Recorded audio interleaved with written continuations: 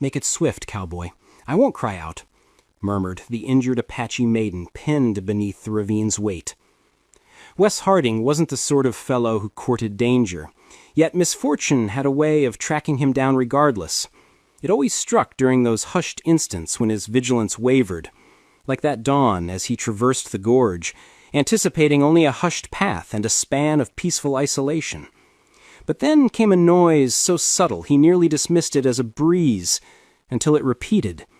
A ragged inhale choked by suffering, and he knew at once that another soul was in torment. Urge drew him toward the tight fissure amid two sheer rock faces, his spurs grinding against scattered pebbles as he peered into the gloom for the origin. There she lay, partly concealed beside a toppled boulder, an Apache lass whose resilience gleamed even in how her gaze fixed on him with caution, not terror. Her raven tresses adhered to her cheeks in grimy whisks, her flesh etched with gashes and crusted crimson. Still she bore a poise that caused Wes to temper his advance, palms raised and bare. As she lifted a quivering limb to brace herself, she uttered in a steady, measured tone, "Make it swift, Cowboy. I won't cry out." Those words caught him off guard, not for their audacity, but for the unyielding certainty woven through them. She'd endured solitude long enough to embrace torment without a quiver. Dropping to one knee nearby, he swiftly gauged her plight. Her right limb was wedged under a slab of stone that had likely tumbled from the precipice overhead, locking her in a snare no one could break alone. She'd scraped at the earth in a bid for freedom, and from the welts on her limbs it was evident she'd been ensnared for hours, perhaps days. When he inquired her name, she replied plainly, "Nail," then shifted her focus to the canyon's edge, as if foes might crest it at any breath. West recognized that vigilance. He'd carried it often across untamed frontiers. He spotted the snapped arrow stem by her side, the traces of strife preceding the collapse, the ripped hide band of her garb hinting at a pursuit or haul before her entrapment. Softly, as though a louder word might beckon fresh foes, she recounted how a band of outlaws had stormed a wandering Apache encampment, seizing holy relics and sowing ruin. She'd resisted, wounding their chief in the fray, but that merely painted her a quarry. She dashed into the ravine to shake them, only for the landslide to claim her in fate's bitter jest. Wes's chin set firm. He'd witnessed ample savagery to spot when harm had been unjustly dealt, and her every mark cried of wrong. The stone clamping her limb was hefty, yet not unyielding. He eyed its slant, the stress spots probing its embedment. It demanded power, fulcrum, and her aid. When he shared this, she dipped her head, denying any flicker of dread, though her lungs caught each time his fingers met the crag, shoving his frame under its rough brink. He heaved with full sinew, his heel slipping in the soil as he pried the mass aloft. It yielded but a fraction, and Nail grasped the instant, yanking her limb clear with a keen inhale she swiftly muffled. The chunk slammed down anew, stirring a haze of grit. She slumped against the sheer face, attempting to arise amid the ache.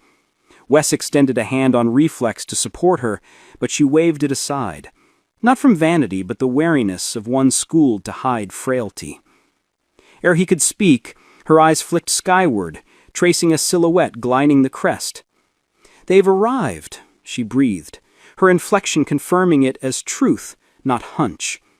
Wes's fingers sought his sidearm, his form pivoting to a guard's poise, interposing himself twixt her and peril. The gorge turned suffocating then. Flanks too near, outlets too bare.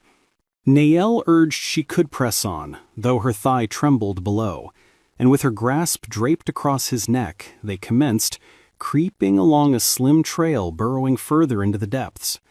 Trailing them, loose stones pattered from on high, harbingers of descent with ill will. Wes grasped they must flee post-haste, yet every stride brought her a flinch, compelling him to bear more of her burden. For all the hurt, she stayed keen, ear cocked for treads, gaze on the brink, murmuring swift counsel on the gorge's curves and likely lurks. Her valor shone plain, maimed and hounded alike. She bore herself as one loath to yield. Wes had crossed paths with fighters aplenty, but her quiet fortitude, her defiance of shattering, it pierced him more than foreseen. As they gained a slim notch in the rock face for scant cover, Nael eased to the dust, clasping her thigh as if to banish the throb by sheer will. "You ought to abandon me," she grated through gritted jaws. "Not a beseech, but sound counsel. They seek me, not you." Wes hunkered before her, his look grave yet serene, and stated flat that he wasn't one to forsake the afflicted.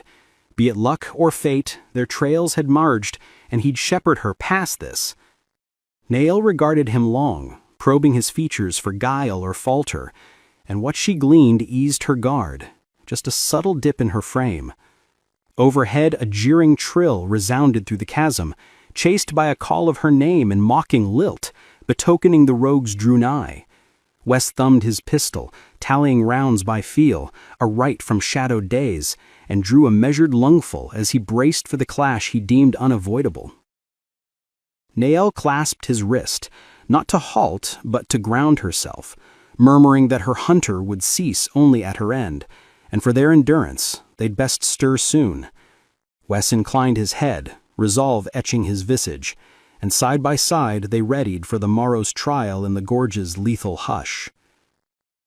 The slim nook in the stone granted but a fleeting respite ere the menace bearing down swelled fiercer, and Wes knew each tick in concealment gifted the foes another to hem them. Aiding Nael upright, he steered her onward o'er the rutted floor, her frame against his not from wish but must. But she held sharp, surveying the dancing glooms with fighter's sense, forged ere their meeting. Her mangled limb dragged their pace to a crawl of torment, but her mettle held fast. She advanced with a steadfastness that stirred Wes beyond measure, and as they rounded a crook where the ravine broadened a touch, he saw their sole shot lay in gaining the incline yonder to the flats. But that rise lay bare, a born kill zone for perch above. When he voiced it, Nael demurred not. She merely evened her breaths and said they had no option. Astern, the outlaw's jeers wafted nearer, vaunting, swearing, hissing her name with the spite of souls who deemed brutality play. A lead slug caromed from the face, pelting shards earthward. Wes moved like lightning, hauling Nael after a jutting mass and loosing retorts with keen mark. His shots dispersed them for a beat. He sensed they probed their stance, gauging the quarry's woe. Nael, pain notwithstanding, fixed on the ground, noting the slim eave where a rogue edged in. Wes shifted his bead per her hush and let fly, catching the glad clang of iron on crag aloft. But the scant triumph scarce lightened their lot. The assailants outnumbered, and Wes's stores dwindled.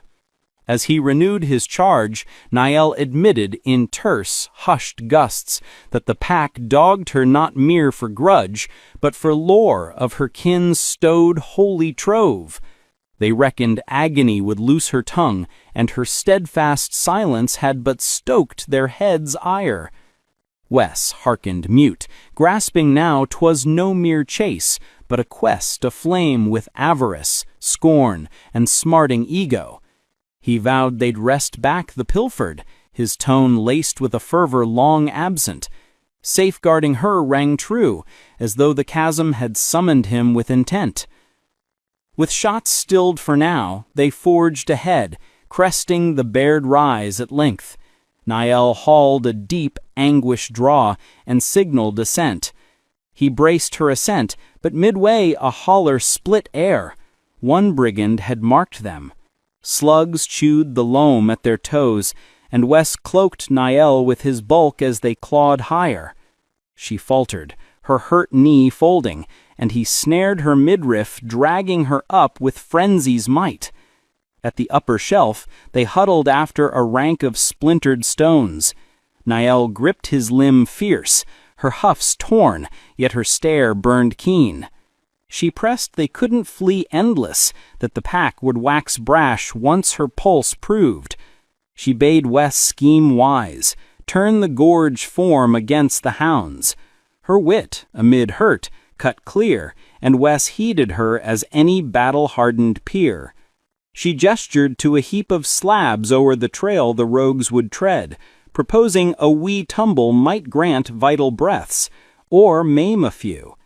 Wes marveled her poise in straits as she leant on stone.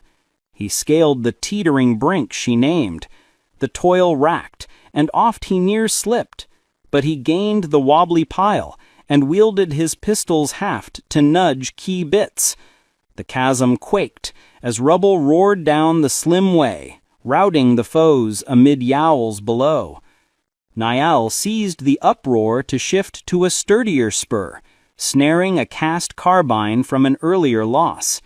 When Wes rejoined, she proffered it, deeming his need greater. Ere protest, fresh steps neared. From the far flank, token the scum-cleaved ranks. Wes arrayed to bar them, loosing measured blasts, each curbing the surge. Niall, enfeebled though, hailed alerts, flagging sly glooms and aiding his foresight of shifts. Their accord, tempered in blaze, flowed oddly seamless. Folk of sundered realms warring as one from perils weld. As heaven shaded to twilight's hush, Wes noted the outlaws fraying, their barbs hasty, their strides rash with time's creep. He and Niall inched to the gorge's mouth till the broad meadows bloomed fore. Breaking the chasm's grip, Niall reeled, but stood unbowed. Her sight locked on the horizon where her folk had roved days past. She breathed that reaching her straggling band held hope, not lone for her breath, but for reclaiming the holies and mending her line's pride. Wes nodded, firming his hold around her, aware the trek loomed vast and fraught, yet none he'd sooner tread.